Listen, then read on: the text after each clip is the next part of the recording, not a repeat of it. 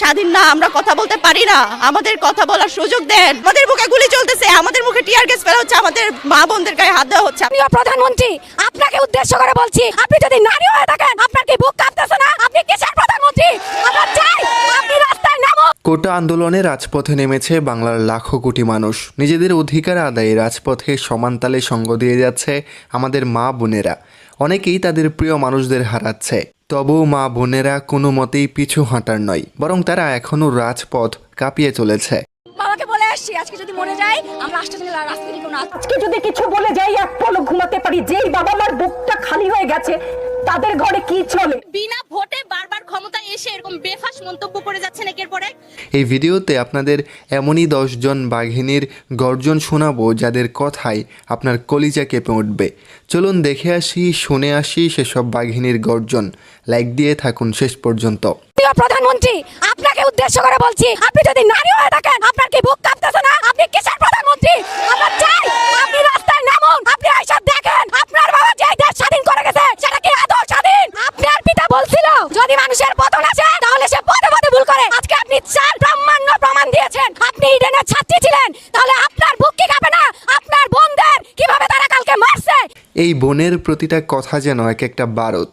হাসিনাকে উদ্দেশ্য করে এভাবে সরাসরি কথা বলতে বুকে দম লাগে, যা এই বোনের মধ্যে আছে। হাজারো স্যালুট জানাই এই বাঘিনীকে।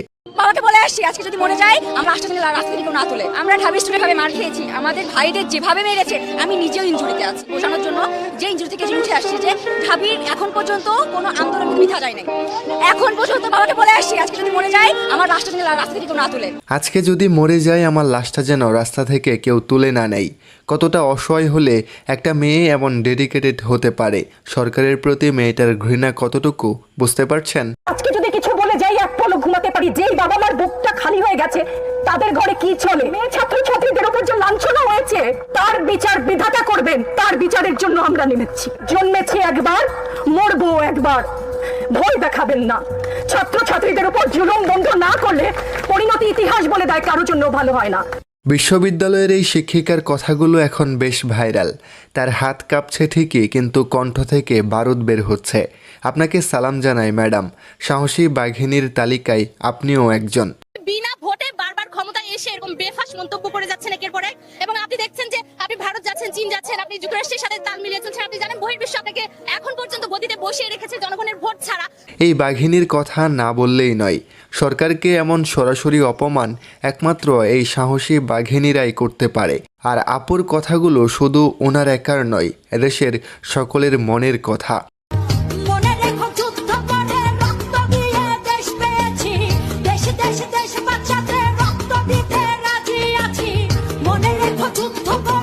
এত সব ভিডিওর মাঝে এই ভিডিওটা ব্যতিক্রম। পুলিশ ছেলেকে ধরে নিয়ে যাচ্ছে, পিছনে তার মা তাকে সাহস দিচ্ছে, হাত উঁচু করে টিকে থাকার শক্তি যোগাচ্ছে। এমন মায়ের জন্য একটা লাইক তো দিতেই পারেন। তারা কিভাবে আমাদের মেয়েদের গায়ে হাত তুলে, তারা কিভাবে আমাদের উপর লাঠি চার্জ করে, আমাদের 2-3 জনের ভোট হয়ে গেছে। ওনারা আমাদের খুব খারাপ ভাবে, ওনারা গালিগালাজ করছে, ওনারা আমাদের প্রসিকিউট করে বকা দিবে। কোনো অধিকার নেই আমাদের গালি দেয়। আমরা আমাদের ভাইদের দাবি করতে নেমেছি। এই ছোট আপুটার কথাগুলো শুনে খারাপ লাগলো। তাদের এরকম কাজটা ঠিক হয় নাই। মেয়েটা কাঁদছে, তাদের সাথে অন্যায় করা হয়েছে। জানি শুধু চলতে হবে, এখনই বাইতে হবে। আমি যে সাগর মাঝি রে, হারা এই ঢেউয়ের সাগর পাড়ি দেব রে, হারা এই ঢেউয়ের সাগর পাড়ি। এই মায়ের জন্য বুক ভরা ভালোবাসা। আন্দোলনরত সন্তানদের জন্য মা পানি নিয়ে এসেছেন।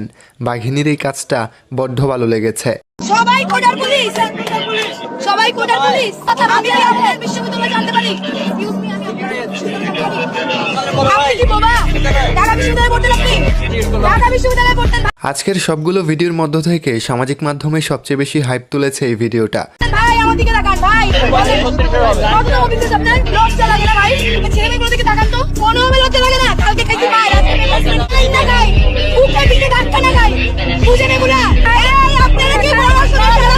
পুলিশের মুখের উপর এভাবে উচিত জবাব দিয়ে মেয়েটা বেশ প্রশংসিত। তার কথার স্টাইল দেখে বোঝা যায় তিনি বাংলার বাঘিনী।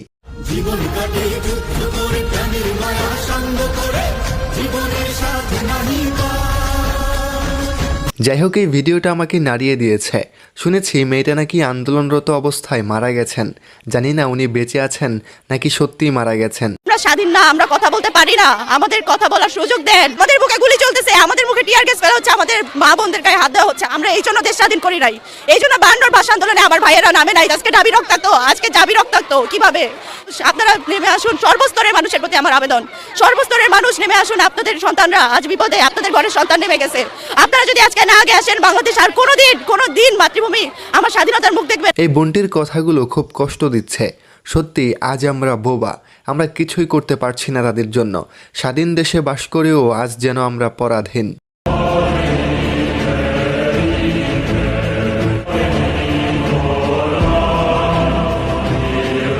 এই বাঘিনীকে দেখে বুকে একটা সাহস চলে এলো। তার জায়গা থেকে যতটুকু সম্ভব সে তা করছে।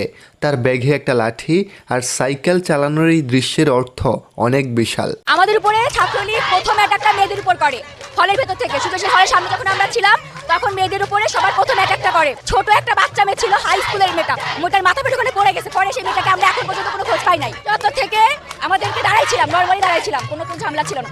ওখান থেকে ওরা, আমার মনে হয় না ওরা কোনো ক্যাম্পাস স্টুডেন্ট। পুলিশ কতটা নিচে নেমেছে বুঝতে পারছেন?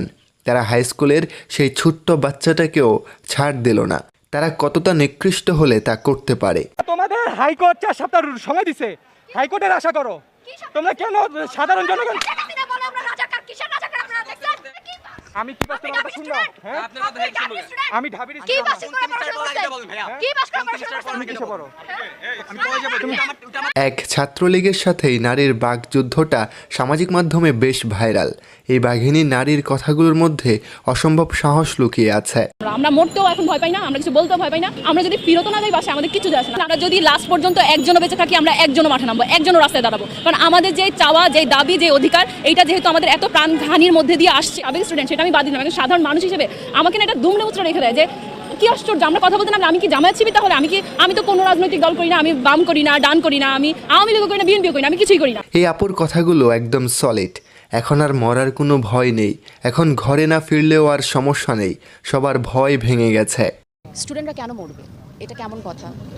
আমরা এটা মেনে নিতে পারি না। আজকে আমরা মেনে নিতে পারছি না দেখে আজকে আমরা এখানে দাঁড়িয়েছি। এবং একটা কথা বলতে চাই যে আপনারা যারাই আমাকে শুনছেন না কেন এই মুহূর্তে, স্টুডেন্টদেরকে বুঝিয়ে বলুন, মেরে না।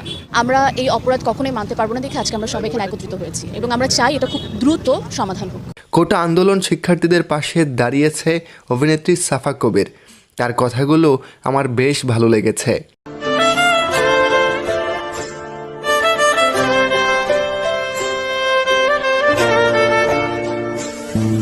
আজকের সবগুলো ভিডিওর ভেতর থেকে আইনজীবী মঞ্জুর আল মতিন ভাইয়ের এই দৃশ্যটা আমাকে নাড়িয়ে দিয়েছে।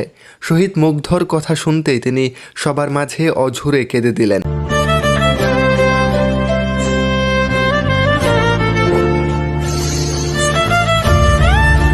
সবশেষে এই ভিডিওটা আমাকে কাঁদিয়েছে। আহত ভাইদের জন্য দোয়া রইল, তারা যেন তাড়াতাড়ি সুস্থ হয়ে ওঠে।